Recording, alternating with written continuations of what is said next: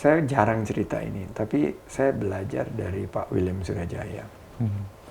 Jadi waktu beliau kehilangan Astra, 2 hari setelah itu dia dilaporin sama salah satu, ini sekarang sudah mendahului kita, udah almarhum, salah satu eksekutifnya dia, Om, di Tanah Abang itu kan lagi bakar-bakaran tahun 98. Itu ternyata ruko Om dijaga, sementara yang lain tuh habis. Kalian harusnya mestinya bantuin yang terbakar-terbakar itu. Kalau yang punya Om itu, ya si Om kan udah banyak rezeki, kalau yang lain-lain itu kan. Jadi dia selalu memikirkan minus one, memikirkan orang lain, bukan dirinya sendiri. Yang perlu doa itu kalian tuh, office boy itu yang perlu kalian doakan. Kalau si Om sih udah dapat karunia begitu banyak. Kita tuh memang harus bersyukur, dan setiap kali ada tantangan justru saya melihatnya tuh peluang. Saya mau mencoba melihat gelas itu semua yang setengah terisi itu setengah penuh, bukan setengah kosong.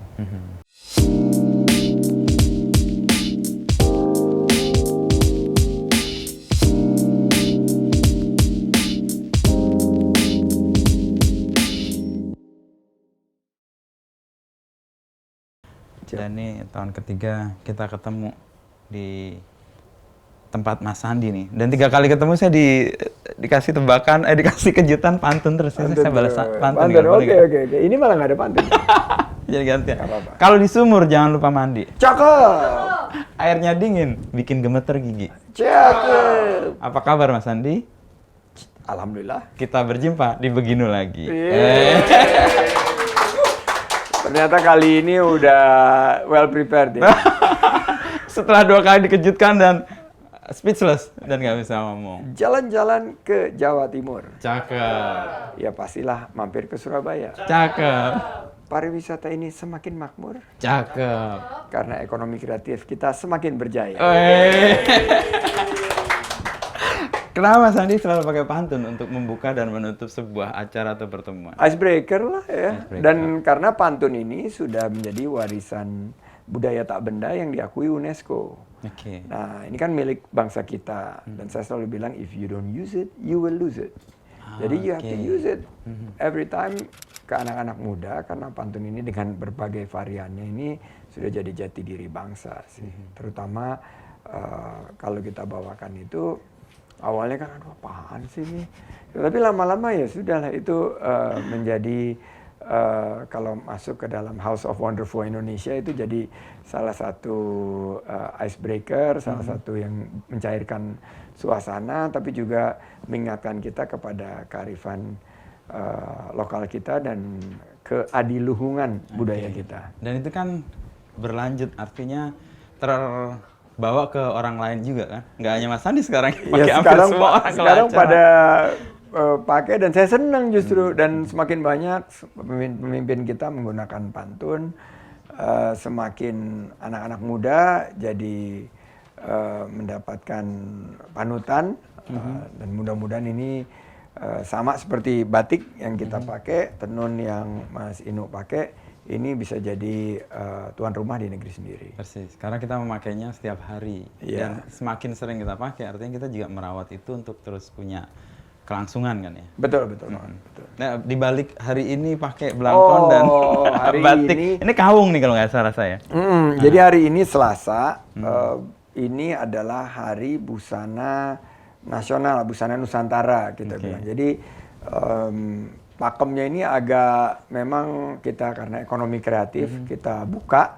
Pokoknya harus ada headgear, harus ada kepala, kopiah, tanjak, belangkon, atau apapun yang dipadu-padankan sesuai dengan selera kekinian. Jadi ini jaketnya ya kawung dari anak-anak HIPMI. Kemarin HIPMI baru meluncurkan produk HIPMI kuliner, dan salah satu yang mereka ingin di etalasekan, dipamerkan itu adalah jaket juga ini. Jadi ini batik yang dalam bentuk bomber jacket. Jadi penggunaannya menjadi lebih luas, lalu kemudian ini membentuk juga keinginan orang memilih kan. Nah, pilihan hari ini selain karena HIPMI apa, Mas Andi? Kenapa Jogja? Kenapa nggak Solo? Kenapa nggak Ikat atau ada jadwal Karena khusus? kita lagi destinasi super prioritas ini kan Borobudur. Borobudur itu kan pintu masuknya tuh YIA, Kulon Progo, Kulon Progo. Jogja.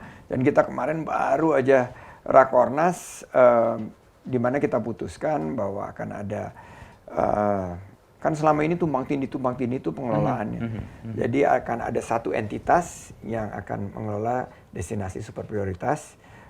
Borobudur ini akan ada di bawah pengelolaan yang satu, sehingga target kita menjadikan wisata yang berkelas dunia, wisata berbasis sejarah, spiritual dan budaya ini bisa menarik kunjungan sampai 2 juta wisatawan mancanegara, dan juga bisa menarik penciptaan peluang usaha dan lapangan kerja bukan hanya buat di sekitar Magelang, tapi juga sampai ke Jogja, sampai juga ke zona koordinatif dari Badan Otorita Borobudur, yaitu seluruh wilayah Borobudur, Yogyakarta, Prambanan. Dan progresnya itu terpantau bagaimana, Mas Andi? Progresnya on target, tapi saya nggak puas terus terang. Saya merasa masih banyak yang bisa kita kerjakan lebih cepat lagi. Dan ini kita lagi kompak-kompaknya ini karena semua lini kementerian, lembaga, pemerintah daerah ini satu. Khususnya di Borobudur ini nggak ada kebijakan-kebijakan yang tiba-tiba tumpang tindih, dan semua orkestrasi, sinkronisasi dan harmonisasinya jalan. Tapi kok masih agak pelan gitu. Ini yang saya pengen percepat agar dirasakan oleh masyarakat, sehingga kesejahteraan masyarakat, warga sekitar meningkat. Faktornya sendiri cukup dominan untuk mencapai target itu. Iya, karena ya ini kan kapasitasnya nyampe 24 juta penumpang setahun, dan ini investasi yang besar sekali kan, belasan triliun gitu. Sekarang ini under capacity karena dari penerbangan yang dilayani dan jumlah penumpang masih sekitar 50%. Jadi saya alhamdulillah dapat komitmen paling tidak dari beberapa airline besar seperti Turkish dan Emirat, mudah-mudahan Qatar akan nyusul untuk penerbangan langsung dari Dubai ke YIA. Ini game changer kalau ada Dubai YIA, Istanbul YIA, terus Doha YIA. Ini luar biasa. Selain daripada Asia Tenggara, karena 42% dari masyarakat Asia Tenggara ini kan adalah kaum Buddha. Dari umat Buddha yang kita memang mau mengarahkan untuk wisata spiritualnya di kawasan Borobudur. Jadi ini harapannya akan semakin banyak penerbangan langsung. Sebagai orang Jogja nih, Mas Ino, ini mestinya mendorong. Tapi Jogja ini, kalau Jogjanya sendiri, untuk wisatawan Nusantara ini kan favorit banget. Setiap liburan udah, presiden aja udah sekarang udah favoritnya ke sana. Mungkin juga punya besan orang Jogja ya. Jadi selalu favoritnya ke sana, dan saya aja udah jadi auto selection gitu. Kemana ya? Jogja aja deh. Gitu. Katanya orang yang sudah minum air Jogja atau menghirup udara Jogja, dia akan datang kembali dan kembali lagi. Kembali lagi. Dan ada aja yang baru gitu. Saya bingung gitu. Selalu ada yang baru. Bingung dalam arti positif kan? Bingung yang kreativitasnya tinggi. Kok nggak habis-habis gitu loh. Dan saya lihat mulai dari Gunung Kidul sampai Kulon Progo itu variasi daripada tawaran untuk produk-produk wisatanya, ekonomi kreatifnya itu benar-benar bikin kita semangat gitu loh, bahwa wah ini jalan terus. Dan event yang tiap tahun dilakukan pun ada kebaruan-kebaruan. Saya baru kemarin yang Art Jog. Oh, Art Jog ya. Lebih gigantik dan lebih punya perspektif yang luas. Saya tuh dititipin sama Pak Wakil Menteri. Oh, sekarang jadi Wakil Menteri Luar Negeri, Pak Pahala. Bro, lu mesti kesini bro. Kita bagi-bagi tugas kan karena sibuk banget. Terus aku bilang, ya udah Pak Wamen aja mumpung ada di sana, kasih support dari pemerintah. Dan Art Jog sih menurut saya salah satu event yang kelasnya udah sangat internasional. Nyebut lebaran seni itu di Jogja ya Art Jog itu sih. Lebarannya teman-teman seniman itu. Saya sering mengibaratkan kenapa Jogja. Jogja itu kayak kota yang selalu memanggil dan nggak pernah memaksa untuk kita datang dan menyerahkan diri serela-relanya. Rela katanya. Termasuk Mas Andi. Soal Jogja lain, yang prioritas yang lain Mas Andi kan ada Likupang, ada Labuan Bajo, Jadi ada kemarin kita Toba. Rakornas membahas 5 destinasi super prioritas. Pertama, dari kunjungan wisatawan semua sudah mendekati sebelum pandemi. Misalnya Danau Toba, setengah tahun aja kita udah hampir 1,5 juta kunjungan ke Toba Caldera. Jadi kalau kita lihat fokus kita untuk destinasi pariwisata super prioritas Danau Toba dengan pembangunan yang masif ini perlu kita tingkatkan lagi dengan pembangunan tambahan akomodasi. Ada yang ingin cepat gitu, ada glamping, Bobo Box sudah hadir, ada cabin, tapi juga Pinisi sekarang hadir juga di Danau Toba. Iya, saya lihat kemarin belum lama tuh. Dan menariknya kalau Pinisi yang di Labuan Bajo dan lain sebagainya itu kan nggak ada kakinya tuh. Ternyata kan Danau Toba itu 1.600 meter di atas permukaan laut kan, 1.600 sampai 1.800. Kalau nggak ada dua itu bisa kurang seimbang karena beratnya itu ternyata menurut para pengrajin kapal pinisi dari Desa Ara di Bulukumba, Sulawesi Selatan ini memerlukan stabilisator. Akhirnya dibangunlah dengan kearifan lokal itu yang kayak perahu nelayan itu ada dua kayak cadik ya di cadiknya gitu loh. Jadi itu eventnya udah mulai banyak, terutama sports tourism. Dan Toba menurut saya apalagi ada penerbangan langsung sekarang ke Kuala Namu dan pembangunan infrastruktur yang akan menginterkoneksikan berapa moda transportasi, ini perkembangannya sudah baik, tinggal kita mesti tingkatkan jumlah hotel-hotel berbintang di sana, berbintang 5. Sehingga orang stay lebih lama dan stay lebih lama dan banyak belanja lah. Dan setiap orang yang saya bawa ke Danau Toba selalu komennya, wow, ini lebih indah dari Swiss ya, katanya gitu. Nah, Borobudur seperti kita ketahui sudah back pre-pandemic number, tinggal bagaimana lebih berkualitas kunjungan wisatawannya, sehingga akhirnya wisata religi ini yang kita lagi dorong. Kembangkan. Untuk Mandalika, event MotoGP ini berhasil mengangkat Mandalika sebagai destinasi super prioritas dengan jumlah investasi terbesar. Sudah hampir $0,5 miliar yang digelontorkan ke sana. Labuan Bajo, terima kasih karena ASEAN kemarin udah memilih Labuan Bajo, ini jadi top of mind. Dan Labuan Bajo dengan event-event MICE yang sekarang lebih berkualitas, ini juga jumlah hotelnya bertambah dan hotel-hotelnya ini yang kelasnya itu udah kelas Four Seasons, kelasnya St. Regis, Nihi, ini semua ada di sana. Nah, yang PR besar buat kita ini Likupang. Karena Likupang yang paling belum dikenal oleh masyarakat. Tapi Likupang dari segi ekoturismnya, pendekatannya itu mestinya bukan dari jumlah berapa investasinya, tapi bagaimana menjaga keberlanjutan lingkungannya.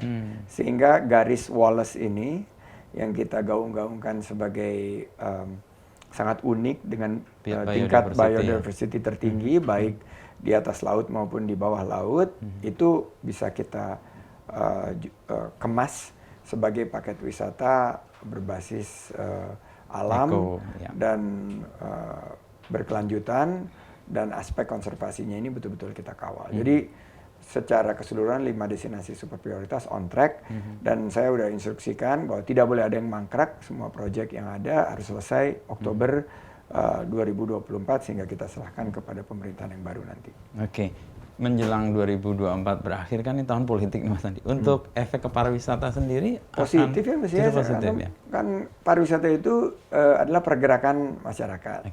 Dan kalau kampanye-kampanye itu kan ya dari satu titik ke titik lain kan banyak. Ini kan dihitung melalui mobile positioning data, pergerakan dari kabupaten ke kabupaten, kota ke kota dalam kurun waktu 6 jam.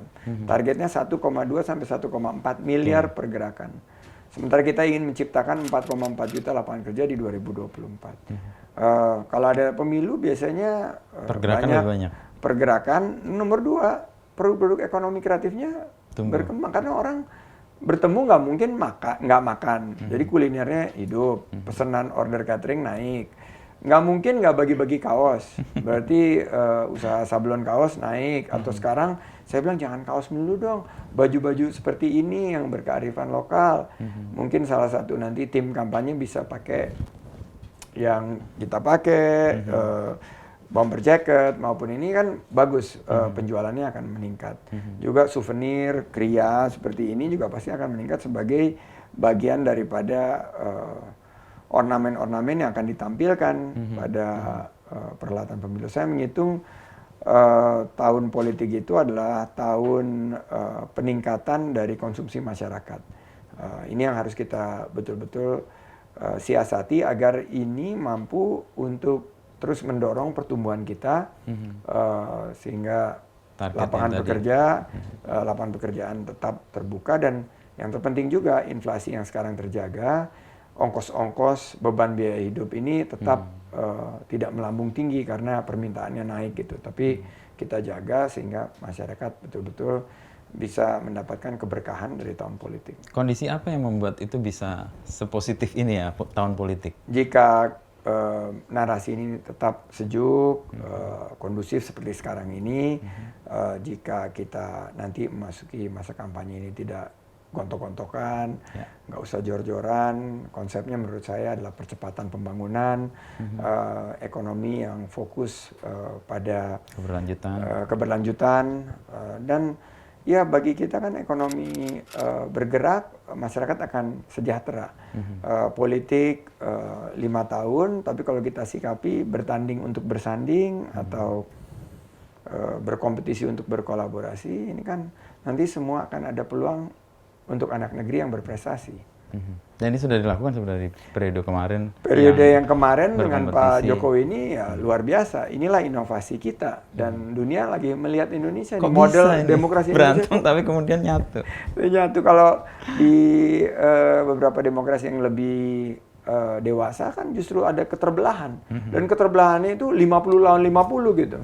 Dan berlarut-larut. Sementara kita kalau kita lihat tingkat kepuasan kepada pemerintah 82-83%. Untuk isu-isu utama adalah pertama harga-harga bahan pokok, kedua lapangan kerja, ketiga pemerintahan bersih, bebas korupsi. Itu semuanya masyarakat setuju. Nggak ada yang nggak setuju gitu loh kalau fokusnya itu ke sana. Dan semua calon kayaknya juga ya, semua itu calon sebagai sekarang substansinya. gagasannya sudah mengarah ke sini. Jadi saya merasa sekarang adalah bagaimana meyakinkan pemilih terhadap keberlanjutan dari pembangunan yang sudah dilakukan beberapa tahun terakhir ini, melanjutkan pemerintahan sebelumnya, dan harus ada akselerasi, harus ada perbaikan-perbaikan sehingga target kita menjadi Indonesia maju di 2045 itu bisa tercapai. Pembangunan, ekonomi, dan persatuan. Makanya masuknya Partai Persatuan Pembangunan. Ya. Kalau mau bicara persatuan ya partainya P3. Kalau mau pembangunan ya juga saya P3. baru ketemu alasan kenapa Mas Menteri ini ke partai yang hijau, tapi tidak. Yang dan masa depan ekonomi hijau, pariwisata hijau juga. Makanya jaketnya hijau banget ya. Jadi jaketnya hijau, tapi ini belum warna hijau nih. Ada hijaunya dikit-dikit nih. Oh iya, titik-titiknya. Yang kedua Mas Andi, soal tadi nyebut HIPMI dan kemudian ada Spice Up the World. Kan waktu di Dubai itu dicanangkan ya oleh Bapak Presiden. Saya ada kesempatan beberapa kali ke luar negeri dan sekarang cari rendang tuh gampang banget. Iya. Dan itu jadi common di benak orang tentang Indonesia. Iya. Itu gimana progresnya dan apa target besar yang progresnya adalah Indonesia Spice Up the World kan mencanangkan di tahun 2025 4.000 restoran Indonesia di luar negeri sekarang tergabung dalam jejaring. Masih sekitar 50-60%. Masih banyak PR, masih 1.800-2.000. Targetnya ekspor rempah-rempah 2 miliar US dollar. Ini kita masih juga sekitar 50%. Masih banyak PR. Tapi sekarang yang menarik bahwa bentuk rendang yang lebih tahan lama 1 tahun dalam bentuk paket itu mulai diproduksi dan digemari. Untuk ekspor yang kita targetkan 26,5 miliar dolar dari ekspor produk-produk ekonomi kreatif. Dan saya sampai meresmikan rendang hub di Bulgaria. Itu rendang hub di Bulgaria menyasar pasar Eropa Barat dan Eropa Tengah, juga bisa menjangkau Eropa Timur karena itu pasar yang sangat besar. dan kita menggandeng pengusaha setempat. Ternyata rendang ini juga diminati oleh restoran-restoran Indonesia, bukan hanya restoran Indonesia yang ada di Eropa, tapi juga beberapa potensi dari pasar-pasar baru yang selama ini belum terpenetrasi. Jadi Indonesia Spice Up the World sudah ada progres, tapi kita ingin lebih cepat lagi progresnya, kita ingin lebih giat lagi, karena kalau dibandingkan dengan negara-negara tetangga kita, Thailand, Vietnam, apalagi kalau Korea, kita masih jauh. Kita masih harus kerja lebih keras. Logik dibalik kuliner yang mendunia itu sebenarnya efek ke Indonesianya bisa promosi pariwisata, promosi produk ekonomi kreatif, nation branding, bahwa kita punya 5. Karena dari focus group discussion yang kita jalankan dan juga dari secara kualitatif ya, kalau orang asing mencoba 5 produk Indonesia ini, yaitu nasi goreng, sate, soto, rendang, dan gado-gado, semua rata-rata suka. Jadi supnya dari soto, sate untuk makanan pembuka sama gado-gado, nasinya sama rendang dan nasi goreng ini menjadi comfort food yang sangat digemari gitu. Jadi bagaimana caranya kita sekarang lebih mendorong aja sih branding Indonesia, mumpung kita sekarang ekonomi yang bertumbuh, ada G20, banyak event-event kelas dunia yang kita hadiri sebagai negara yang besar. Kita harus juga punya mimpi yang besar untuk kuliner Indonesia. Goals yang paling nyata untuk bisa didapat ketika itu tercapai apa Mas Andi? Misalnya kalau kita keluar negeri, cari rempah itu mudah atau cari restoran Indonesia lebih mudah? Satu, restoran Indonesia itu harus lebih banyak karena sekarang ini sangat kurang. Banyak sekali di kota-kota besar aja nggak ada restoran Indonesia. Kedua, ini yang banyak dikeluhkan oleh para pengusaha di luar negeri ya, nggak ada dukungan bumbu. Mereka akhirnya ambil bumbu dari Vietnam dan Thailand. Ini karena biaya logistik kita yang masih tinggi kan kemarin sempat diangkat tuh. Emang benar biaya logistik. Jadi kita sebetulnya ya harus perbaiki secara totalitas gitu. Yang ketiga adalah yang menurut saya sangat menjadi dasar daripada Indonesia Spice Up the World itu adalah dampak nation branding, bahwa orang melihat ini ada restoran Indonesia, kita bisa taruh promosi pariwisata, kita bisa tawarkan promosi investasi, dan dari lidah kan turunnya ke hati, dari hati turunnya ke dompet. Mereka mau spending, beli, jadi journey-nya kan gitu. Berwisata, dari berwisata senang dagang, berinvestasi, dan semakin mendorong. Karena kalau dari pariwisata sendiri, indeks pariwisata kita sudah mengungguli Malaysia, Thailand, Vietnam, dan Filipina. Ini kita pertahankan. Tapi dari segi produk ekonomi kreatifnya kita masih sangat ketinggalan. PR itu yang mungkin bisa dibanding dengan negara di ASEAN, kita perlu... Ya kita perlu dorong karena kita selama ini asik market dalam negeri. Market luar negeri ini sangat menjanjikan dan kita belum all out dalam mengembangkan potensi itu. Di mata wisatawan asing, kompetitor kita siapa? Thailand kah? Vietnam kah? Kalau top of mind ASEAN ya, ASEAN Thailand. Masih Thailand. Thailand, tapi Bali ini unik nih. Bali selalu nomor 1. Meskipun top of mind. Jadi kekuatan Indonesia itu Bali. Makanya sekarang kita ya udahlah, daripada repot menjual yang lain, Bali add-on gitu. Jadi mereka masuknya ke Bali, dan dari Bali kita tawarkan tambahan ke tempat lain, yaitu ke Labuan Bajo. Banyuwangi kan? Ya, Banyuwangi itu beautiful. Dan sekarang pantai-pantai, kemarin Pak Anas kasih lihat saya ini di Banyuwangi, saya bilang wah kayak di mana ya ini ya, pantai yang sangat private gitu, itu di Banyuwangi. Dan ada beberapa spot di sana yang sekarang lagi dikembangkan oleh para biro wisata. Dan Banyuwangi, Bali Barat, Bali Utara, Gili, Lombok, sampai Lombok Timur, Sumbawa, juga ke Labuan Bajo tentunya, dan tentunya destinasi-destinasi lainnya. Jadi Bali kayak hub ya? Jadi Bali kita bikin hub, add-on, karena kebetulan Jakarta juga congested. Jadi banyak permintaan penerbangan langsung ke Jakarta itu nggak bisa terlayani karena Soekarno-Hatta masih padat, masih renovasi. Sementara ini kita alihkan ke Bali yang sudah mencapai hampir 60-70%. Sudah perbaikan dan kemarin ada tambahan apron itu bisa menampung lebih banyak ke Bali. Ini bagus untuk pariwisata. Jadi keluhan dulu kenapa Indonesia hanya dikenal Bali kita anggap sebagai berkah sekarang. Malah iya, justru kalau saya pintu bilang, masuk untuk. Ya, saya bilang ini jangan kita sesali. Iya, jangan kita sesali. Jangan bilang, oh kita udah Bali kita kecil. Saya bilang terbalik. Justru harus kita tetap angkat sebagai top of mind dan gunakan kekuatan Bali ini sebagai magnet. Nah, berikutnya bicara mengenai ASEAN. Kebetulan kan Indonesia lagi ketua ASEAN. Saya bilang, oke, udah deh. Kita tuh kalau bersaing, terus kita saling banting-bantingan harga, kita kalah semua. Gimana kalau kita konsepnya ASEAN as a single destination? Saya tawarin tuh ke Singapura mau, Thailand, KL. Jadi oke, masuknya misalnya nih, kemarin nggak ada penerbangan langsung ke Bali dari India, sementara India adalah wisatawan mancanegara kedua. Gimana caranya? Ya udah, sama Ho Chi Minh kerjasama pakai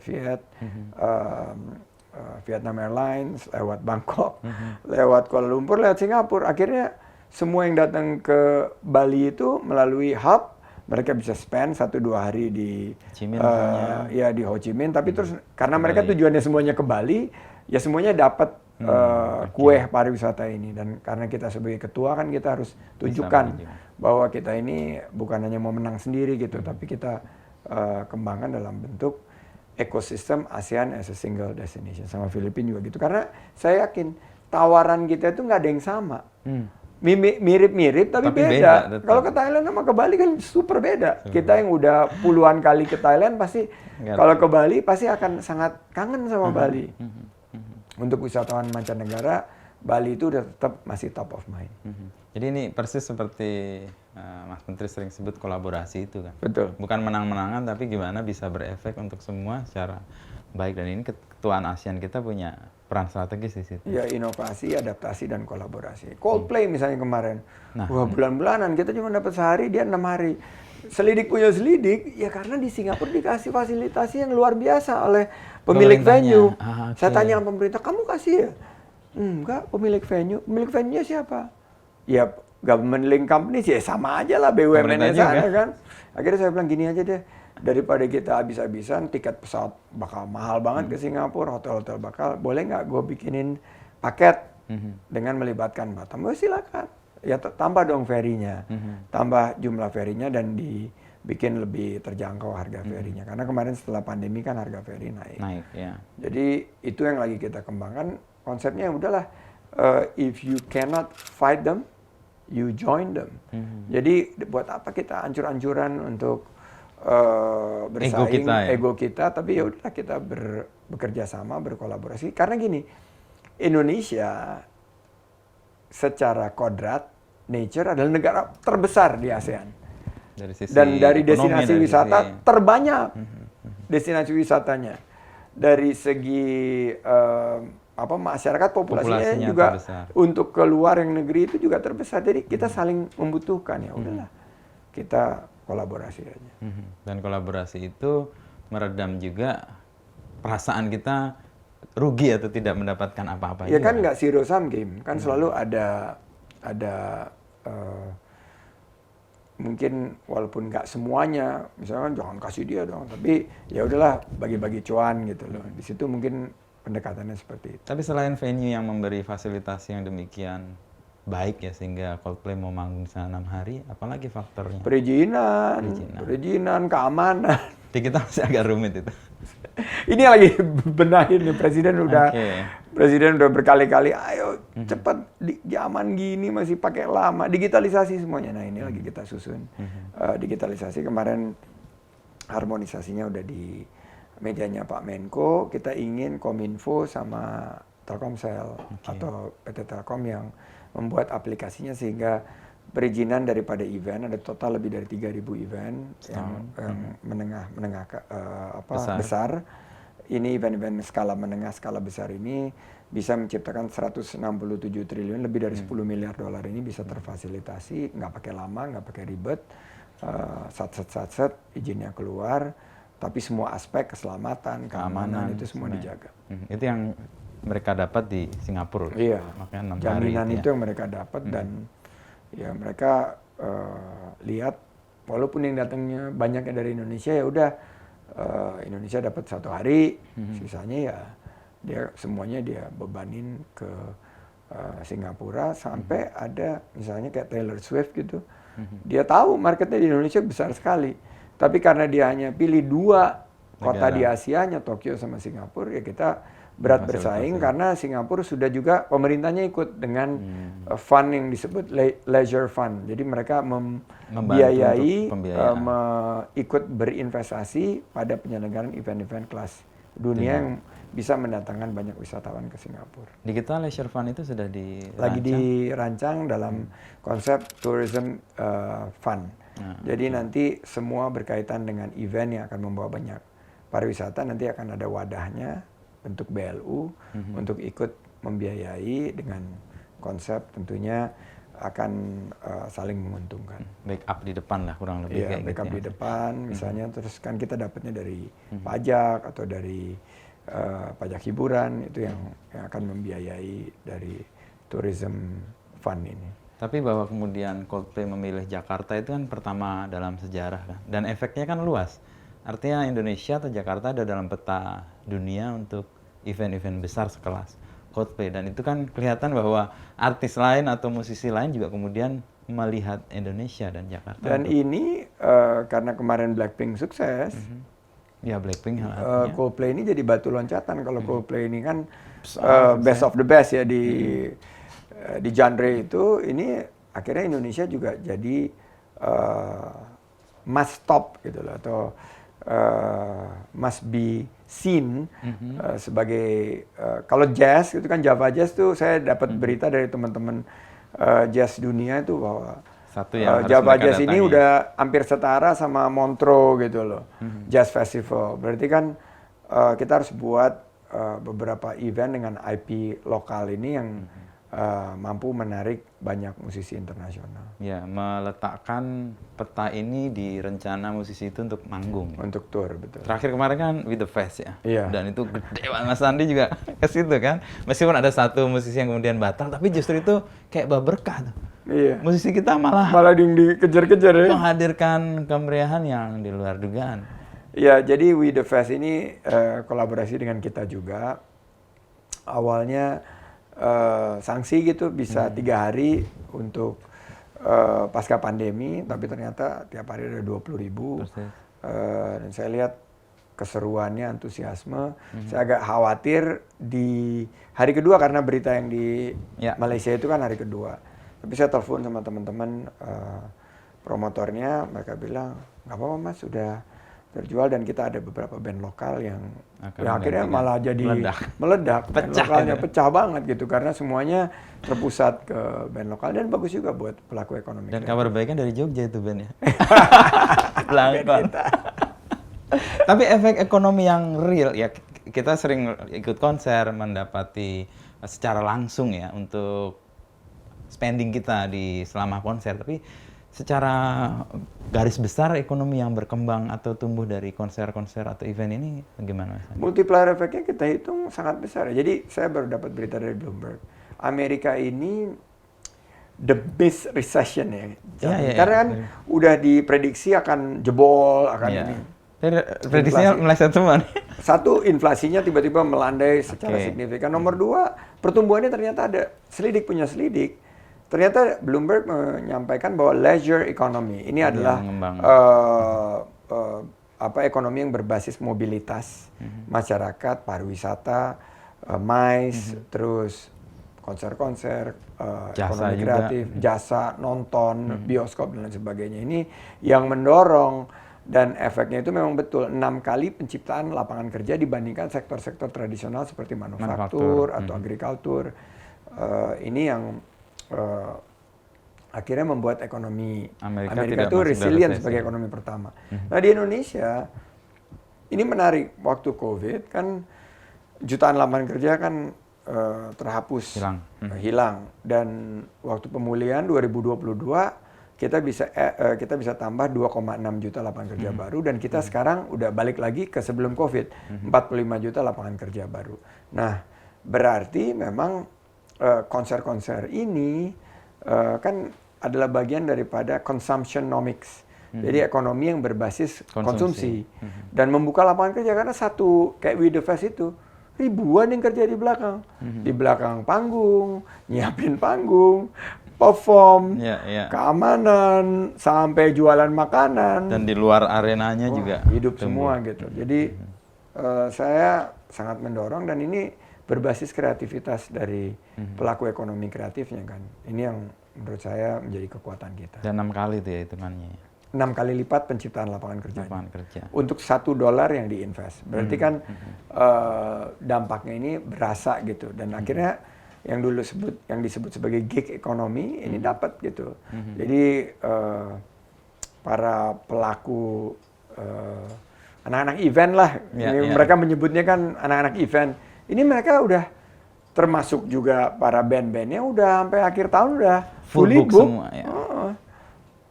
Itu yang saya alami ketika nonton Prambanan Jazz, ketika manggung terakhir itu penutup Ahmad Dhani cerita bahwa minggu depan ada manggung, minggu depannya manggung lagi, next manggung lagi. Udah kalau Dewa sih kayaknya sih sampai akhir tahun dia tuh mungkin sampai tahun depan kali. Dhani itu udah cerita sama saya dan Padi juga. Sila, Noah dan lain sebagainya. Kalau dalam posisi kita menerima manfaat yang 6 kali lipat itu ya, untuk nyata ke masyarakatnya itu apa Mas Andi? Lapangan kerja. Buat saya lapangan ya? kerja, begitu lapangan kerja ada, mereka mendapat tambahan pendapatan, penghasilan, sehingga dengan biaya hidup yang bisa kita jaga dari pengendalian inflasi ini, bahan-bahan pangan, biaya pendidikan, biaya kesehatan, maka akan ada deltanya. Delta ini, jadi delta yang kita dari pendapatan masyarakat yang meningkat dan kita jaga pengeluarannya sehingga stabil dan terjangkau, maka inilah yang oleh anak-anak muda ada yang sebagian terkonversi untuk konsumsi, ada yang terkonversi juga untuk investasi. Makanya kalau kita lihat 10 juta yang menanamkan modalnya di pasar saham, di Bursa Efek Indonesia itu anak-anak muda semua. Karena kemampuan mereka bisa mendapatkan pendapatan. Pengangguran berkurang, mudah-mudahan kemiskinan juga menurun. PR-nya adalah ketimpangan. Jangan sampai ini hanya terjadi di demografi tertentu, di kelas-kelas tertentu, hanya kelas A, B, yang CDE nggak dapat, atau hanya posisinya di Jawa aja, sementara di daerah lain nggak tersentuh. Dan proses meluaskan event-event ini kan juga terjadi di banyak kota kan, hanya di pusat di satu tempat kayak Jakarta, Jawa, bahkan luar Jawa juga tumbuh. Ya harus kita dorong ke kabupaten-kabupaten, ke yang disebut ya first tier, second tier, third tier, ini harus didorong terus. Dan event-eventnya ada kelasnya, kelas daerah, kelas regional, kelas nasional dan internasional. Dan musisi-musisi lokal sekarang juga punya panggung yang besar-besar. Keren lah kalau musisi lokal. Kadang-kadang kita ngelihat di acara-acara tingkat kabupaten aja udah crowdnya dapat dan entertainmentnya juga dapat gitu. Engagementnya lebih pakai bahasa lokal, lebih lokal gitu lah. Tapi ini sustain nggak Mas Andi? Apa ini karena orang sebelumnya dalam posisi nggak bisa kemana-mana, lalu kemudian ini dibuka, kemudian luas? Ada yang bilang bahwa ini akan namanya pent up demand ya, akan terus turun gitu ya. Jadi kayak V recovery yang terbalik gitu.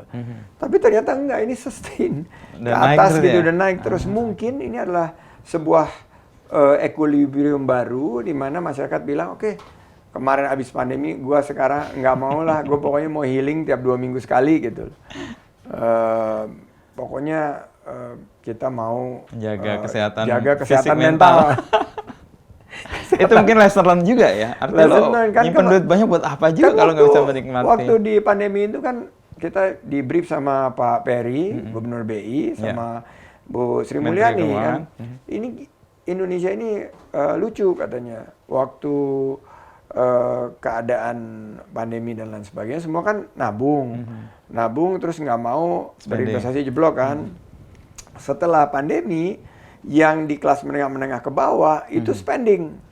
Karena ada BLT dan lain sebagainya, ada bantuan kan. Sementara yang menengah ke atas itu malah nahan. Nah ini yang harus kita lebih banyak dorong dengan stimulus, dengan promo dan lain sebagainya supaya keluar tuh dana-dananya. Supaya dananya berputar gitu loh. Dan jika dananya berputar kan ekonomi Indonesia berbasis konsumsi, maka pertumbuhan ekonomi akan meningkat, terbukalah peluang investasi dan lapangan kerja. Oke.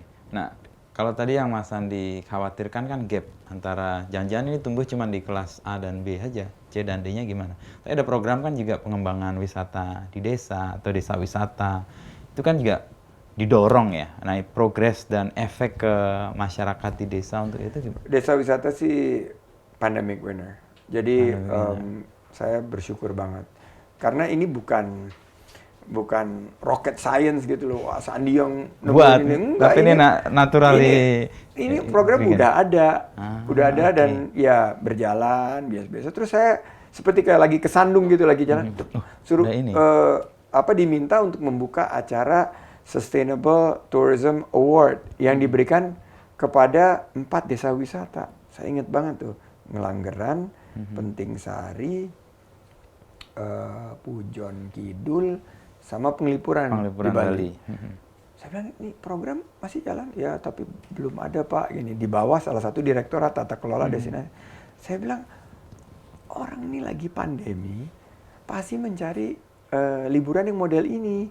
Yang model alam terbuka, tinggal di homestay. Akhirnya kita kembangkan. Awalnya kita bilang, alhamdulillah kalau misalnya 700 saja yang mendaftar dari 8.000 desa yang punya potensi wisata, atau 7.500 lah hitungan kita kan, total desa itu ada 85.000. Tahun pertama 1.500, tahun kedua naik menjadi 3.000, nah tahun ketiga ini udah 4.700 desa yang punya program desa wisata, dan semua kita data melalui jejaring desa wisata Jadesta, jadesta.kemenparekraf.go.id, dan ini kunjungan wisatawan ini naik 30%. Di desa-desa, bukan hanya yang desa unggulan, tapi desa-desa yang lagi baru mengembangkan gitu, desa rintisan. Jadi menurut saya ini yang bisa secara merata sesuai dengan Sustainable Development Goals kita bisa memecah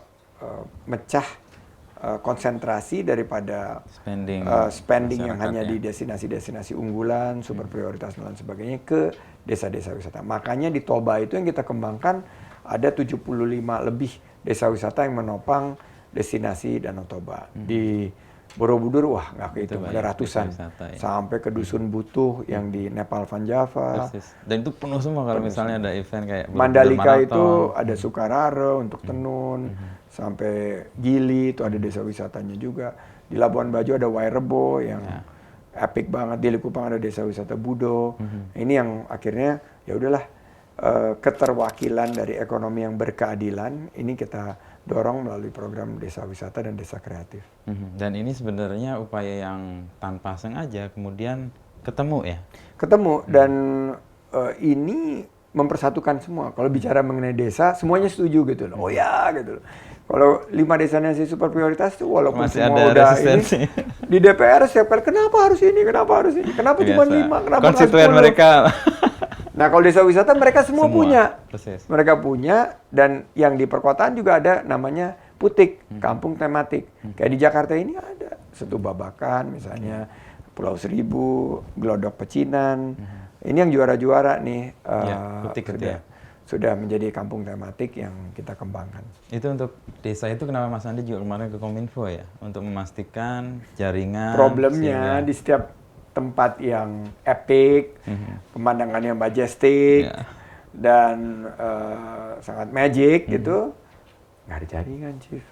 Jadi ini yang sekarang saya minta ke Pak Menkominfo, butuh perhatian. Karena kebetulan dia juga kan yang jalan-jalan sama saya kemarin untuk desa-desa wisata dan desa kreatif ini kan dia sebagai Wamendes waktu itu. Jadi klop lah langsung. Akhirnya dia dapat pesannya dan dia langsung instruksikan jajarannya untuk diselesaikan bukan hanya di destinasi super prioritas tapi juga di desa-desa wisata dan desa kreatif di seluruh Indonesia. Efek yang nyata apa ketika jaringan bagus, selain pasti kenyamanan wisatawannya ya? Efeknya paling bagus sih adalah pemasaran dari produk-produk ekonomi kreatif, dari destinasi-destinasi wisata. efeknya lagi adalah mereka lebih mampu untuk menarik kunjungan karena mereka bisa update event-event itu kan selalu kan ada live stream, harus ada mungkin konten yang mereka create dan cara untuk menyampaikannya kan. ya, dan masuk ke digitalisasi ini jauh lebih buat para anak-anak muda di desa-desa wisata ini, mereka punya kesempatan karena 60% suksesnya desa wisata ini ditopang oleh konten-konten kreatif yang baik. Mereka, ya. Jadi produk-produk kuliner, fashion maupun juga destinasi yang hidden gem gitu, itu 60% tuh datangnya dari digital, promosi yang melalui digitalisasi. Tapi kadang-kadang ada efek yang buruk sih. Ada satu ketika bukan viral gitu ya. efek yang buruk, kalau efek baik menurut saya sih. Itu Kalau baik, lagi ya. kotor, ada yang foto terus Cepat sekali. membuat membuat orang. dan orang di aparat desa ini cepat bergerak gitu loh. Jadi saya justru berterima kasih nih kalau ada yang laporan-laporan gitu kayak kemarin Edelweiss yang Ya, habis hancur dihancur karena- itu, wah itu langsung bergerak cepat dan semua diperbaiki. Nah ada juga beberapa desa yang nggak mau jadi kayak Sabah Baduy. Sabah Baduy itu diluaskan. nggak mau karena masalahnya. dia bilang cukup yang luar, yang dalam mereka mau menjaga Dikip, ya.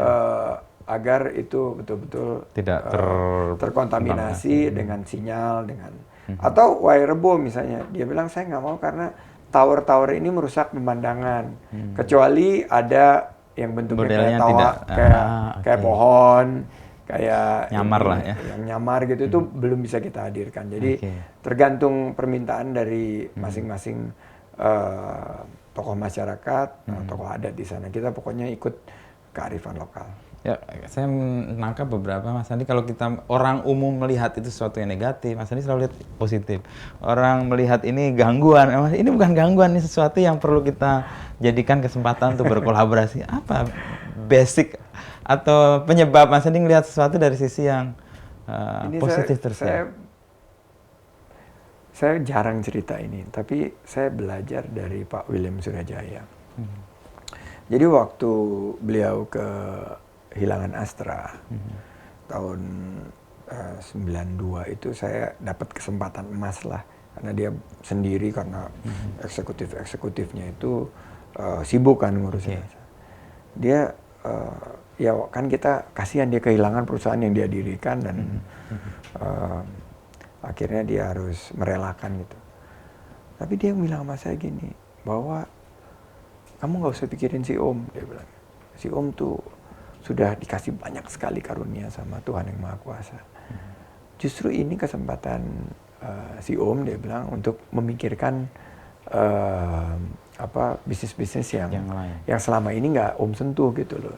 Kan dia banyak bisnis-bisnis lain selain daripada dia ngurusin ada perkebunannya di mana yang selama ini dia punya tapi nengok aja nggak ada. Jadi dia ngeliatnya seperti itu. Terus 2 hari setelah itu dia dilaporin sama salah satu, ini sekarang sudah mendahului kita, udah almarhum, salah satu eksekutifnya dia, Om, di Tanah Abang itu kan lagi bakar-bakaran tahun 98. Itu ternyata ruko Om dijaga, sementara yang lain tuh habis terbakar.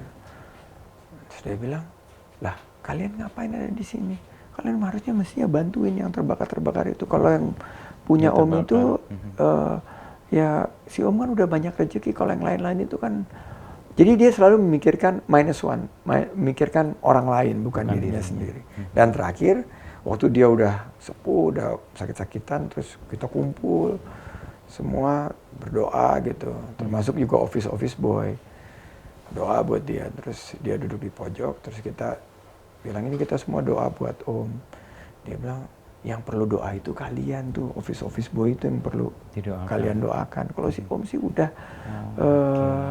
udah dapat karunia begitu banyak, anugerah yang begitu luas dari Tuhan Yang Maha Kuasa. Jadi saya pikir kita tuh memang harus bersyukur, dan setiap kali ada tantangan justru saya melihatnya tuh peluang. Jadi itu yang membawa saya dengan, ya walaupun masih ada sesekali ngelihat waduh sisi negatifnya, tapi saya mau mencoba melihat gelas itu semua yang setengah terisi itu setengah penuh, bukan setengah kosong. Itu cara menghadapi persoalan menjadi lebih positif ya? Ya, positive thinking, lebih optimis, lebih ya mudah-mudahan bersyukur. Ini banyak senyum juga sih. Tapi ini 3 tahun di kementerian dengan tantangan yang terus berganti ya. Tahun pertama kan pandemi berat banget. Tahun kedua kita dapat berkah G20 dan itu kesempatan besar. Sekarang endemi dan kita punya ruang yang lebih gede. Nah, apalagi yang sebenarnya Mas Menteri mau raih sih di PET ini? Saya ya kalau dari segi indikator kinerja utama, alhamdulillah sudah terlampaui. Target atas juga sudah terlampaui. Tapi menurut saya kita masih banyak, kalau saya keliling Indonesia itu ada 2 hal yang selalu saya tanyakan. Gimana sekarang beban biaya hidup semakin berat atau semakin ringan? Semua bilang semakin berat. Saya selalu nanya bagaimana sekarang mencari lapangan kerja gampang atau susah. Mudah atau susah. Semua bilang susah. Gitu. Jadi buat saya nggak akan berhenti bekerja sampai 2 tantangan utama ini, harga-harga biaya hidup, ongkos hidup buat masyarakat, anak-anak muda, lapangan kerja yang tersedia, itu belum kita bisa realisasikan. Jadi itu target saya untuk di sektor pariwisata dan ekonomi kreatif, dan secara menyeluruh Indonesia ini kan punya bonus demografi. Saya ingin ini terkonversi terhadap peningkatan ekonomi masyarakat, ekonomi rumah tangga, ekonomi yang berkeadilan, supaya kita bisa mencapai target negara Indonesia maju di 2045. Sebagai sebuah wacana, dan ini juga tercermin dari aktivitas Mas Sandi kan, ini kuat untuk PET berikutnya menjadi cawapres atau bakal cawapres? Nggak tahu. Saya kemarin ini itu kan dua poin itu kan akan lebih mudah misalnya teratasi atau dihadapi ketika punya posisi yang lebih besar. Mudah-mudahan. Tapi menurut saya ini nggak bisa dikerjakan dan nggak bisa disolusikan hanya dengan kenaikan tanggung jawab atau jabatan. Tapi mesti butuh kolaborasi yang ini kan kalau kita lihat kan 10 tahun Pak SBY berhasil bawa stabilitas Indonesia bergerak sangat boleh dikatakan dipandang dunia. Setelah itu Pak Jokowi 10 tahun lagi membangun infrastruktur masif dan posisi Indonesia juga semakin meningkat dalam dunia internasional. Nah, tantangan utama 10 tahun berikutnya ini adalah bagaimana mengawal momentum ini, karena capaian-capaian sebelumnya ini sudah jadi pondasi, tapi kalau kita tidak konversi, ini kita bisa masuk ke dalam yang disebut middle income trap. Kita masuk ke dalam jebakan negara kelas menengah, di mana kita akhirnya seperti negara-negara Amerika Latin, nggak pernah jadi negara maju gitu. Ya di sini aja terus kayak treadmill di tempat. Nah itu yang saya khawatir, tapi saya optimis karena anak-anak muda kita ternyata luar biasa. Masyarakat kita, rakyat Indonesia ini justru selain daripada sumber daya alam yang melimpah, sumber daya manusia kita juga selama kita bisa kelola dengan baik, ini bisa membawa Indonesia maju. Itu juga kenapa Mas Sandi memprioritaskan ekonomi sebagai hal yang harus diatasi sebagai... Saya keliling Indonesia nggak ada yang komplain terhadap hal-hal, ya ada sih, tapi minor, sangat sedikit. Mereka selalu apa yang ada di perut, kantong, apa yang ada di masa depan berkaitan dengan pekerjaan, berkaitan dengan pendapatan, penghasilan, berkaitan dengan pengeluaran mereka, itu aja yang selalu bolak-baliknya. Nah, kita baru bikin survei Kompas itu tentang kecemasan generasi milenial dan zilenial sekarang yang paling baru. Pertama adalah karir dan pekerjaan. Betul. Itu menjadi persoalan. Lalu yang kedua itu soal bagaimana hidup sehat dan hidup mereka bisa memelihara mental health dan fisik. Itu Gen Z ya? Gen Z. Nah yang ketiga itu di luar itu ada kecemasan soal jodoh. Iya. Jadi relasi yang intens di media sosial itu ternyata mengkhawatirkan dan membuat mereka khawatir terpisah. Terpisah dan lebih susah cari jodoh ya. Tapi yang pertama tadi betul, pekerjaan, karir, dan itu tercermin juga di banyak kota. Kalau di data kita yang Gen Z ini, untuk yang pertama ya, ternyata Gen Z itu mengenai karir dan pekerjaan, itu justru mencari karir dan pekerjaan yang melibatkan mereka, mengengage mereka. Jadi bukan lagi hanya upah, bukan hanya gaji, bukan hanya bonus yang mereka dapatkan, tapi bagaimana mereka dilibatkan di dalam itu. Nomor satu. Nomor dua, ternyata ini menarik. Mereka melihat fleksibilitas. Untuk pekerjaan. Untuk pekerjaan, bahwa mereka tuh ingin punya me time gitu loh. Terus penting healing. Kan? Mungkin itu yang berkaitan dengan yang kedua, untuk mental health kan. Untuk berinteraksi sama masyarakat supaya dapat jodoh.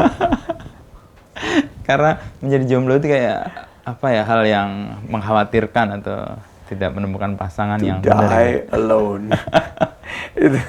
itu benar-benar yang mungkin paling horrifying buat mereka.